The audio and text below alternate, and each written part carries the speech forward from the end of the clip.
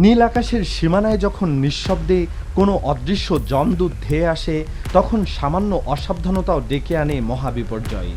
ইরানের আকাশ সীমায় ৪,০০০ ফুট উচ্চতায় এমনই এক শ্বাসরুদ্ধকর ডগ ফাইটের মুখোমুখি হয়েছিলেন ইরানি বিমানবাহিনীর অভিজ্ঞ ক্যাপ্টেন রেজা ফরহাদি।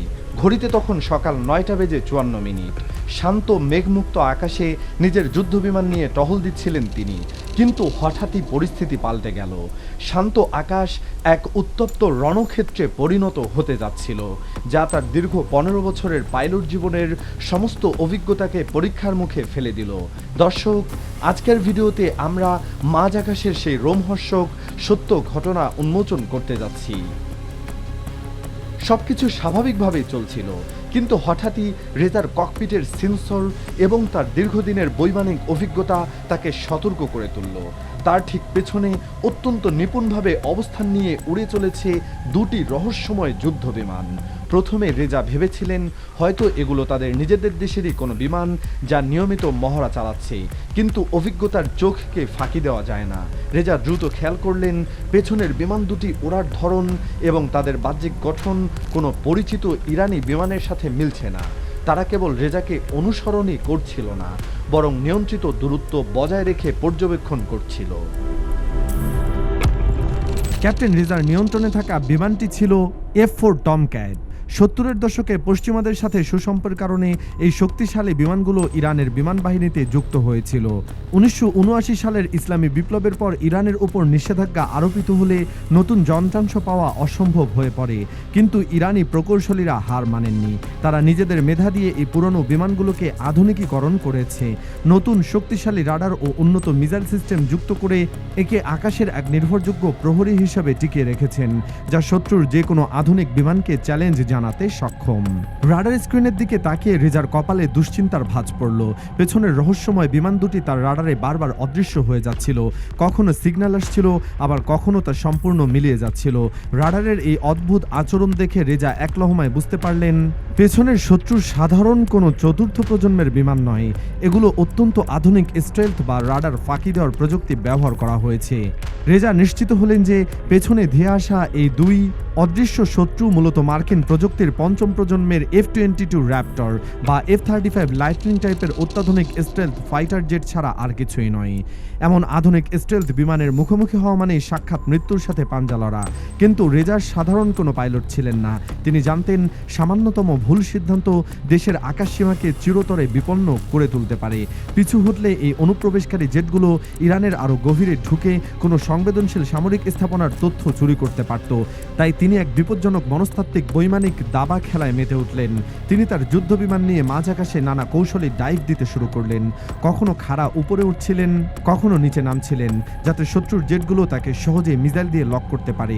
ইরানের এয়ার কমান্ড কন্ট্রোল রুম এই জরুরি বার্তা পাওয়া মাত্রই চরম সতর্ক অবস্থা জারি হলো। পুরো বেস ক্যাম্পে সাইরেন বেজে উঠল। তারা রেজাকে আশ্বস্ত করে জানালো সাহায্য দ্রুত আকাশে ডানা মেলছে। কন্ট্রোল রুম থেকে জানানো হলো মাত্র ২ মিনিটের মধ্যে রেজার সহায়তায় আরও দুটি যুদ্ধবিমান আকাশে পৌঁছাবে। কিন্তু মাঝ আকাশের সেই থমথমে পরিস্থিতিতে এই ২ মিনিট সময়কে যেন ২ যুগের মতো দীর্ঘ মনে হচ্ছিল রেজার কাছে।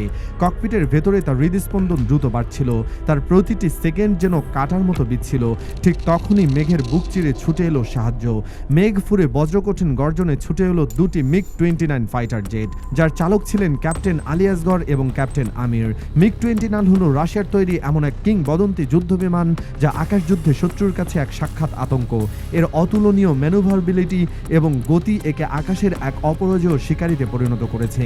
অত্যন্ত কম জায়গায় খুব দ্রুত মোড় নেওয়া এবং লক্ষ্যবস্তুকে লক করে নিখুঁত আঘাত হানার দক্ষতার কারণে সামরিক বিশ্লেষকরা একে আকাশের নেকড়ে বলে ডাকেন। MiG-29 এর আগমনে মাঝ আকাশের পুরো চিত্র এক নিমেষেই বদলে গেল। এখন আর রেজা একা নন, বরং ইরানের ৩টি শক্তিশালী যুদ্ধবিমান একজোট হয়ে সেই রহস্যময় অনুপ্রবেশকারী জেট দুটিকে অবরুদ্ধ করার জন্য নিখুঁত রণকৌশল সাজাতে শুরু করল। বিমান ৩টে আকাশে একটি দুর্ভেদ্য ট্যাকটিক্যাল কেজ এবং প্রতিরক্ষামূলক খাঁচা তৈরি করল। রেজা সামনে থেকে নেতৃত্ব দিচ্ছিলেন এবং নতুন আসা দুটি MiG-29 দুই পাশে অবস্থান নিয়ে শত্রুর অনুপ্রবেশকারী জেট দুটিকে মাঝখানে অবরুদ্ধ করে ফেলল। এই ফরমেশনটি এমনভাবে সাজানো হয়েছিল যেন ওই অজানা স্টেলথ জেটগুলো যেদিকে যাওয়ার চেষ্টা করুক না কেন তারা সরাসরি ইরানি পাইলটদের মিসাইল লকিং সিস্টেমের আওতায় থাকবে।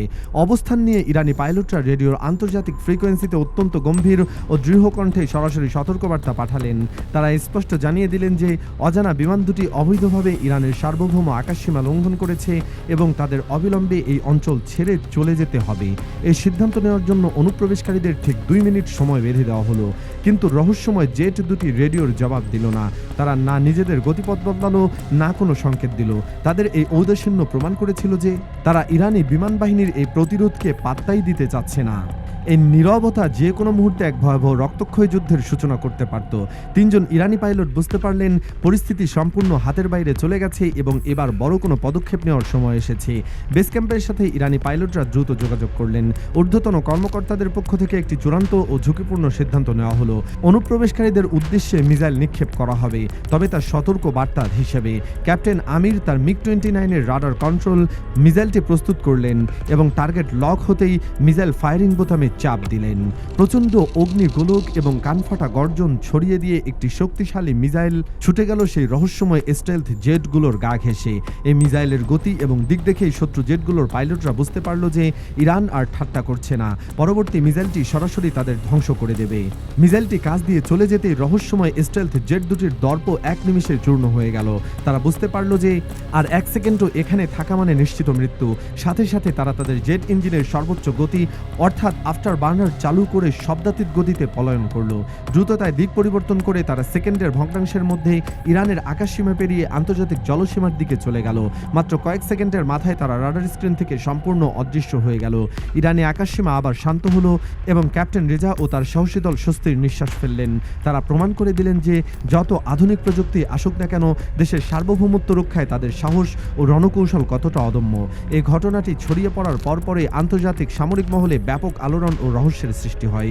বিশ্ব গণমাধ্যমগুলোতে নানামুখী জল্পনা কল্পনা শুরু হয়। প্রশ্ন ওঠে সেই অদৃশ্য জেটগুলো আসলে কার ছিল?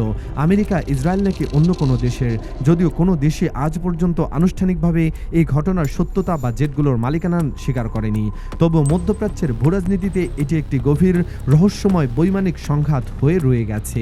প্রযুক্তির লড়াইয়ে কে সেরা? 70-এর দশকের আধুনিকীকৃত F4 টমক্যাট নাকি হাল প্রজন্মের অত্যাধুনিক স্টেলথ ফাইটার জেট? প্রিয় দর্শক, আপনার কি মনে হয় এই দুঃসাহসী ইরানি পাইলটদের রণকৌশল সম্পর্কে আপনার মূল্যবান মতামত কমেন্ট বক্সে লিখে জানান। ভিডিওটি ভালো লাগলে লাইক ও শেয়ার করতে ভুলবেন না এবং এমন সব রোমাঞ্চকর সামরিক ইতিহাস ও আন্তর্জাতিক আকাশযুদ্ধের কাহিনী জানতে এখনই আমাদের চ্যানেলটি সাবস্ক্রাইব করুন। পরবর্তী ভিডিওতে আবার দেখা হবে। ধন্যবাদ।